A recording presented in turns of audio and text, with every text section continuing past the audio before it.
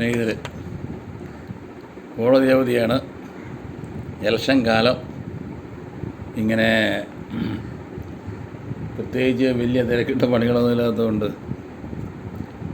വാട്സപ്പും T വിയും ഒക്കെ കണ്ട് ഇലക്ഷനെ പറ്റിയൊക്കെയുള്ള വേണ്ട നിരീക്ഷണങ്ങളൊക്കെ നടത്തിക്കൊണ്ടിരിക്കുന്നു.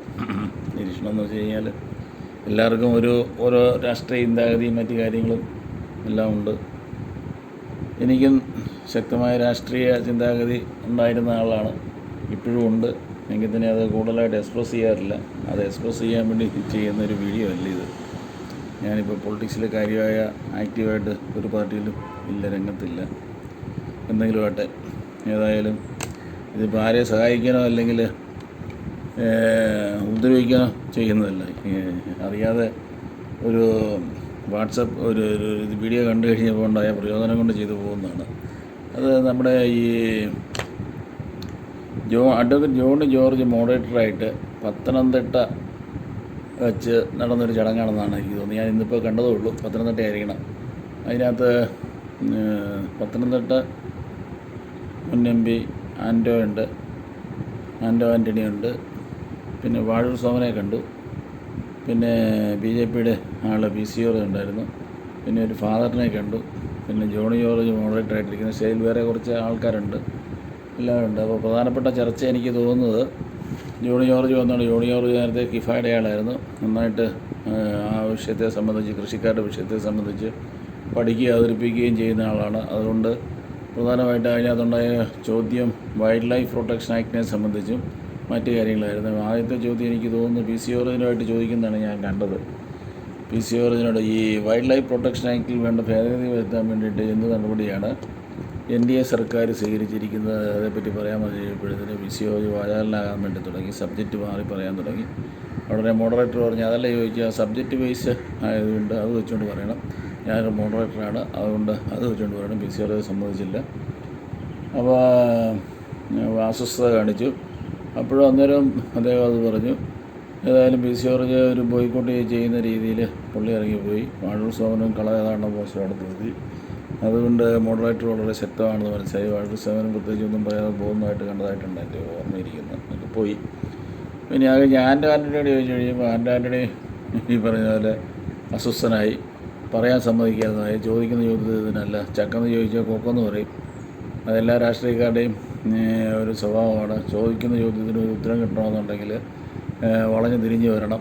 ഏതായാലും ഇവരെ എല്ലാവരെയും ഇപ്പോൾ ഈ ജനത്തിന് കിട്ടിയിരിക്കുന്ന ഒരു അവസരമാണ്. അതുകൊണ്ട് ജനം പല സ്ഥലങ്ങളിലും ജനം കൃത്യമായിട്ട് ചോദിച്ചിട്ടുണ്ട്. അതുകൊണ്ട് രാഷ്ട്രീയക്കാർക്ക് ഇപ്രാവശ്യം രാഷ്ട്രീയക്കാർക്ക് കാര്യം മനസ്സിലായി. ജനം പ്രതികരിക്കുമെന്നും ജനത്തിൻ്റെ ചെറിയ വെള്ളത്തിൽ നടക്കില്ലെന്നും പഴയ പോലെ സാറ് എന്ന് വിളിച്ചുകൊണ്ട് തന്നെ നിൽക്കത്തില്ല എന്നും കാര്യങ്ങൾ ചെയ്തില്ല എന്നുണ്ടെങ്കിൽ വിഷയമാകുമെന്നും ഒക്കെ മനസ്സിലായി.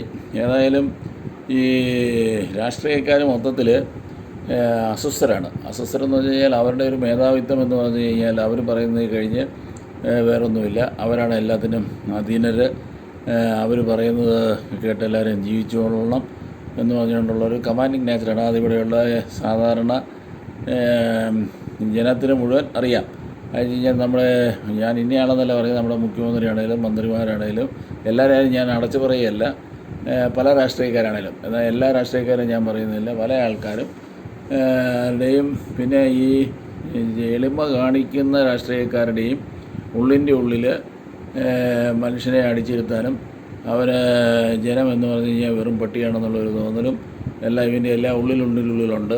അതുകൊണ്ട് എത്ര മര്യാദ നടിക്കുന്ന ജനത്തിൻ്റെയും രാഷ്ട്രീയക്കാരൻ്റെയും പൂച്ച പലപ്പോഴും പുറത്തു വരാറുണ്ട്.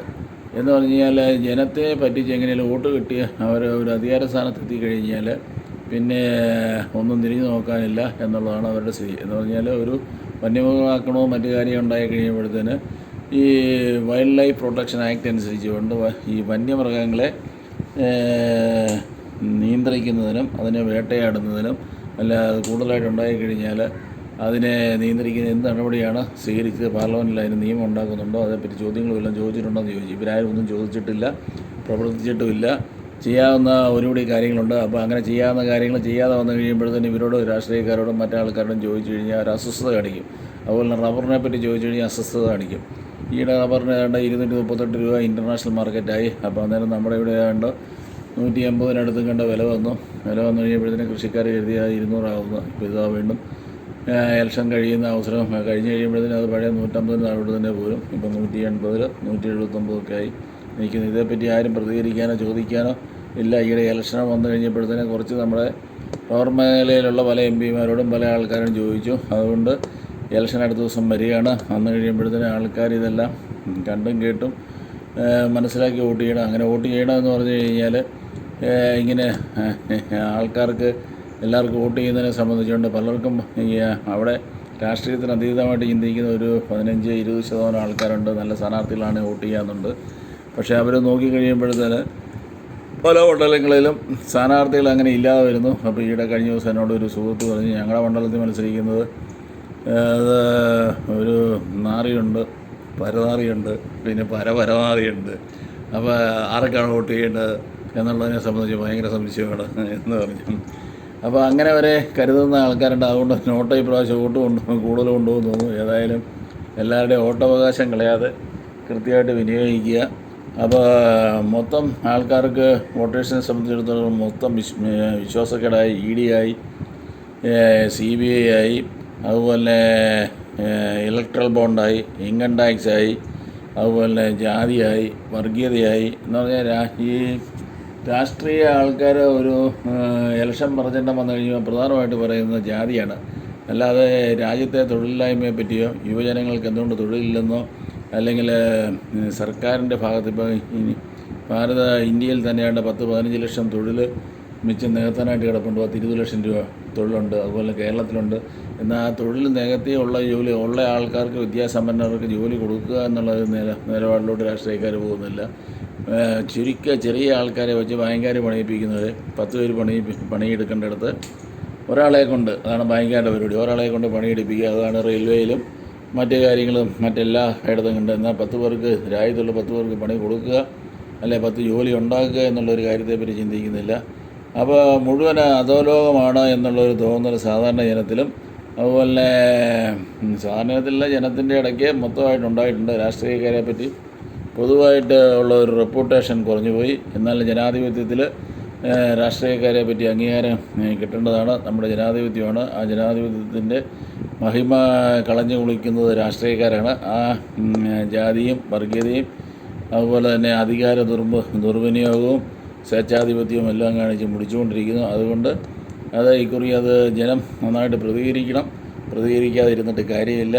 എന്ന് പറഞ്ഞാൽ ഈ രാഷ്ട്രീയക്കാർക്ക് എല്ലാവർക്കും അസ്വസ്ഥതയാണ്.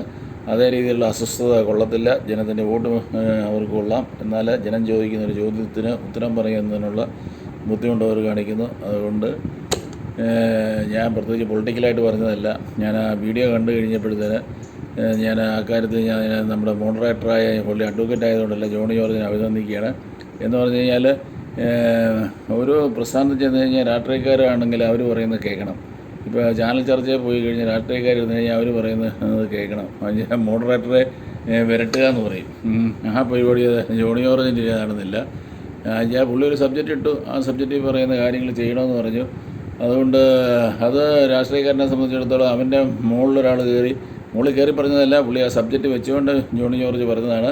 പക്ഷേ അതുപോലും സഹിക്കാനുള്ള ഒരു മനോഭാവം എന്ന് പറഞ്ഞു കഴിഞ്ഞാൽ അവർക്ക് ആ ചോദിച്ച ചോദ്യത്തിന് എന്തുകൊണ്ട് പാർലമെൻറ്റിൽ ആ നിയമത്തിനൊരു ഭേദഗതി വരുത്താനോ അതേപ്പറ്റി ഒരു സബ്മിഷനും ഉന്നയിച്ചില്ല എന്ന് ചോദിച്ചു കഴിഞ്ഞാൽ അതേപ്പറ്റി പറയാനുള്ളൊരു മറുപടിയില്ല. അപ്പോൾ അങ്ങനെ വന്നു കഴിയുമ്പോഴത്തേന് സബ്ജക്റ്റ് ഡീവിയേറ്റ് ചെയ്ത് പോവുക. ചക്കെന്ന് ചോദിച്ചു കഴിയുമ്പോൾ കൊക്കെന്ന് പറയുക. അപ്പം ഒരാളെ മാത്രം ഞാൻ പറഞ്ഞതല്ല, മൊത്തത്തിലുള്ള നമ്മുടെ ഇവിടുത്തെ രാഷ്ട്രീയക്കാരുടെ ഒരു പ്രതിനിധിയാണ്. അതുകൊണ്ട് അത് ജനം ഇനി ഇലക്ഷൻ കഴിഞ്ഞു കഴിഞ്ഞാലും ഇവരുടെ കാര്യങ്ങളിൽ ഇടപെടുന്ന കാര്യത്തിൽ, ഇവരോട് ചോദിക്കുന്ന കാര്യത്തിൽ ഇതേ രീതിയിൽ ചോദിച്ചുകൊണ്ടിരിക്കണം, പറഞ്ഞുകൊണ്ടിരിക്കണം. എങ്കിൽ മാത്രമേ ഇവർ ചെയ്യുള്ളൂ, ഏതൊരു രാഷ്ട്രീയ പാർട്ടിയാണെങ്കിലും. അതുകൊണ്ട് ജനം ഉണർന്ന് പ്രവർത്തിച്ചു കഴിഞ്ഞാൽ രാഷ്ട്രീയക്കാർ നന്നാകും. ജനം ഉണർന്ന് പ്രവർത്തിച്ചില്ലെങ്കിൽ രാഷ്ട്രീയക്കാർ നന്നാകില്ല. എല്ലാവരുടെയും വോട്ടവകാശം കൃത്യമായി വിനിയോഗിക്കുക എന്നുള്ള അപേക്ഷ മാത്രമേ എനിക്കുള്ളൂ. താങ്ക്സ്.